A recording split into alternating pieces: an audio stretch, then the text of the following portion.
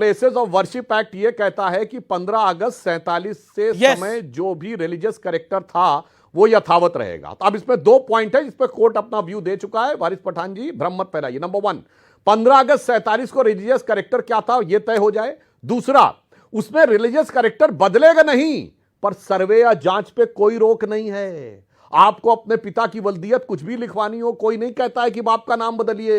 पर DNA test से क्यों घबरा रहे हैं? कांग्रेस के एक नेता थे, याद करिए ना, जिनके लिए एक लड़के ने क्लेम कर दिया था, तो उसके बाद वो कहते रहे नहीं मैं टेस्ट नहीं कराऊंगा, टेस्ट नहीं कराऊंगा, और आखिर में निकल आया था। इसीलिए वारिस पठान साहब, घबराहट आपकी यह है कि अमर अकबर एंथोनी फिल्म की तरह अमर अकबर एंथोनी तीनों का बाप किशन लाल निकल आएगा, यह घबराहट आपको है। प्लेसेस ऑफ वर्शिप एक्ट में जांच या सर्वे पर कोई रोक नहीं है। वकील होकर ऐसा झूठ मत फैलाइए। ओके, एक सेकंड देखिए, ये वारिस पठान वर्सेस सुधांशु त्रिवेदी नहीं है, विवेक श्रीवास्तव भी है। उदाहरण दो, तेरा तेरा है, तेरा भी मेरा है, मेरा भी मेरा है, तेरा भी मेरा है। क्या तेरा मेरा? जी हेरा फेरी पिक्चर कर रहे हो आप लोग, हेरा फेरी। मेरा तो मेरा ही है, तेरा भी मेरा है, ये भी ले लूंगा, वो भी ले लूंगा, सब ले लूंगा, और 5 बच्चों को मार भी दूंगा, वहां जो जाएगा उसको जाने भी नहीं दूंगा, उनके घर पे किसी को पुरसाने हाल पूछने नहीं दूंगा, इन्वेस्टिगेशन करने नहीं दूंगा, क्योंकि कुछ तो है राज। पठान साहब, पर्दादारी ये जो तेरा है वो मेरा है, इसलिए दुनिया में तबाही मचा दी है भाई। बताओ 24/11 को सर्वे क्यों कराया मेरे भाई? पठान साहब, ये जो तेरा है वो भी मेरा है, इसीलिए दुनिया में सारा झगड़ा हो रहा है। और सिर्फ हिंदुस्तान में नहीं हो रहा, बर्मा में भी हो रहा है, श्रीलंका में भी हो रहा है, चाइना में भी हो रहा है, चेचेनिया में भी हो रहा है, बोस्निया हर्ज़ेगोविना में भी हो रहा है, सोमालिया में भी हो रहा है, फिलिस्तीन में भी हो रहा है। विवेक श्रीवास्तव, देखिए ये विवेक श्रीवास्तव को लेके आइए चर्चा के अंदर, और अमीक जमाई भी हैं, मलूक नागर भी हैं। विवेक श्रीवास्तव, पॉइंट ये है कि ये गंगा जमुनी तहजीब की बार बार बात हो रही है, लेकिन अगर गंगा जमुनी तहजीब की बात होती है, 1991 प्लेसेस ऑफ वर्शिप एक्ट की बात होती है, तो यह भी बात होनी चाहिए कि 1947 15 अगस्त को जितनी वक्त के पास जमीन थी उसके बाहर दोनों तरफ की बात होनी चाहिए। रियल सेक्युलरिज्म तो वही है, फिर नहीं होनी चाहिए बात, और इसलिए नहीं होनी चाहिए कि दोनों चीजों को कंपेयर नहीं कर सकते। जहां वक्फ एक रिलीजियस डोनेशन को लेकर के है, अच्छा। हिंदूज का अपना डोनेशन का सिस्टम है, वक्फ में मुसलमानों के डोनेशन को सरकारी कंट्रोल के लिए मुसलमानों की मर्जी से हट करके वक्फ बोर्ड बनाया गया, जिसके ट्रिब्यूनल में सरकारी नुमाइंदे और स्टेट हाई कोर्ट के नुमाइंदे हैं। यह पहली चीज। तो यह नहीं होता वक्फ ने किसी प्रॉपर्टी को देख लिया तो वक्फ की हो गई, उसका एक प्रॉपर प्रोसीजर है, और इतना नहीं है, जब तक पेपर आप नहीं प्रेजेंट करेंगे वो नहीं माना जाएगा वक्फ की प्रॉपर्टी। पहली चीज। 1991 वाला जो एक्ट आपने बात करी सुधांशु त्रिवेदी ने, वो सिर्फ इसलिए था कि हमारे देश में हम पिछली लड़ाइयां भूल करके हाथ में हाथ लेकर के आगे बढ़ करके यूनाइटेड इंडिया की तरह सुपर पावर बनने की कोशिश करें। इसलिए पुराने झगड़े खत्म करो, जो चीज जैसी है यथावत रखो और आगे बढ़ो। पुरानी बातें याद करोगे, लड़ाइयां होंगी, पुरानी बातें याद करनी है। दलितों का आप कह रहे हैं पुरानी जी, आपने बोला पुरानी चीजों को बिल्कुल जैसे यथावत स्थिति है उसको फॉलो करें। एक बात बताइए, ये वक्फ में भी इसीलिए ये एक्ट आया था, इसका इंटेंट ये था। पुरानी स्थिति को फॉलो करना चाहिए या वक्फ में नई स्थिति को फॉलो करना चाहिए? बिफोर 1947 या आफ्टर 1947? वक्फ के अंदर सर सुन लीजिए, 1991 के एक्ट के अंदर हिंदू, मुस्लिम, क्रिश्चियन, ईसाई, हम सबके अगर कोई एक दूसरे को लेकर के क्लेम्स थे, एक दूसरे को लेकर के आपको भी पता क्लेम किसके थे, समाधान करने की एक एक्ट बना के कोशिश की। सर सुन लीजिए एक मिनट। और जो जहां तक वक्फ का सवाल है, वो internal matter of the management of funds given by Muslims for इस्लाम है। उसमें हमारा क्या लेना देना?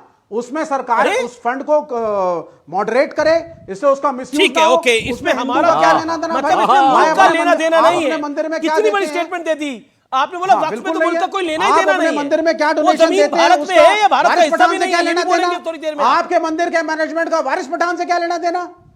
उसी प्रकार से वारिस पठान क्या डोनेट करते हैं, आपका क्या लेना देना? ओके सुधांशु त्रिवेदी, यही है ना बेसिकली, यही है कि कोई मुसलमान अगर कुछ प्रॉपर्टी या को डोनेट कर रहा है इस्लाम के नाम पे, उसका ठीक है, यहाँ तो पिक्चरें देखी जा रही है। विवेक जी, गुजरात के दंगों से बचने के लिए सुधांशु त्रिवेदी जाकर के फिल्में देख रहे हैं, साबरमती रिपोर्ट बैठ करके, और विक्रम मैसी की फिल्म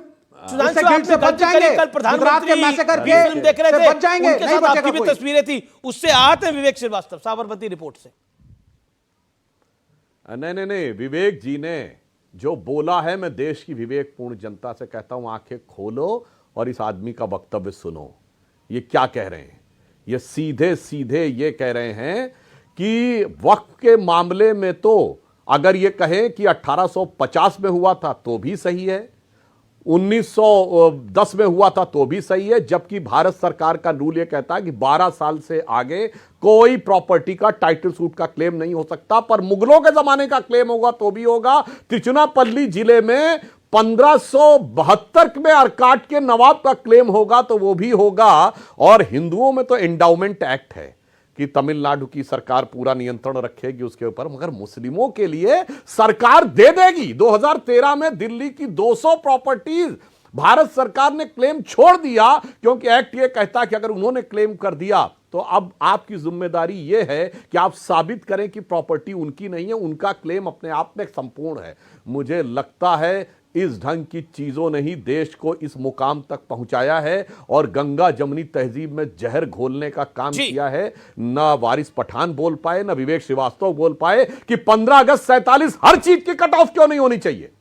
कहिए 15 अगस्त 47 को जितनी वक्फ की जमीन, तो अगर हर चीज की नहीं होनी चाहिए, एक रिलीजियस हजार डोनेशन एकड़ का जमीन मामला थी, है, आज दूसरा इंटररिलीजियस हार्मोनी का मामला है। एक मिनट भाई, क्या तरीका है भाई, ये इनका प्रॉब्लम है। एक लाइन सिर्फ विवेक जी, हाँ बोलिए बोलिए। 30,000 एकड़ अगर जमीन थी वक्फ के पास 15 अगस्त 47 को, और अब उसके पास हो गई 9,60,000 एकड़, और आप कह रहे हैं मुसलमानों ने दान दी, तो फिर मुसलमान गरीब कैसे हो गए? अरे भाई अगर सुधांशु मतलब भाई 9,30,000 एकड़ जमीन जिसने दान दी पैसे दे रहे हैं, तो मेरे और आपके पेट में क्यों दर्द अरे हो रहा है? भाई क्यों शेड्यूल कास्ट का हिस्सा मारने के लिए ऐसे षड्यंत्र कर रहे थे मेरे भाई? अब शेड्यूल जवाब कास्ट दे कहां से आ दो। गया मैं बीच में? करोड़ों दर्शकों से कहता हूं इनका ठीक है, असली चेहरा देखो इनका चेहरा। मलूक नागर साबरमती रिपोर्ट देखी तब प्रोपेगेंडा, संबल हिंसा, क्योंकि जयंत चौधरी ने भी साबरमती रिपोर्ट देखी, उसको लेकर भी विवेक जी ने टिप्पणी करी, उसको लेकर भी कई और नेताओं ने टिप्पणी करी है।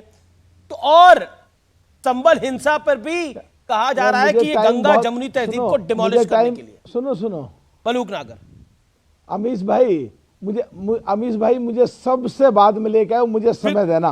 बिल्कुल बिल्कुल। देखिए पहली बात तो ये जो मुसलमानों के हकदार या रखवाले बनते हैं, ये गिरेबान में झांके। 1947 में मुसलमानों का हर जगह व्यापार पे, नौकरियों पे जुड़ी 23.5% हक था। 2010 और 14 तक आते आते 1.5% रह गया। उस पे कभी इनका मुंह नहीं खुलता कांग्रेसियों का और उनके साथियों का, और अब 4.5% हो गए। ये हजम नहीं कर पा रहे हैं, इनकी जमीन खिसक गई। कुंदरकी हारे, मीरापुर हारे, हरियाणा हारे, महाराष्ट्र हारे। ये लोग अपनी राजनीतिक तलाशने के लिए ये झगड़े अपने आप बहका करके, फुलसा करके कराना चाहते हैं। ये देश के माहौल को बिगाड़ रहे हैं। अमीश देवगन जी, आप अपने टेलीविजन की वापसी करके देख सकते हैं। विवेक ने अभी ये कहा, आपके मंदिरों से क्या लेना देना।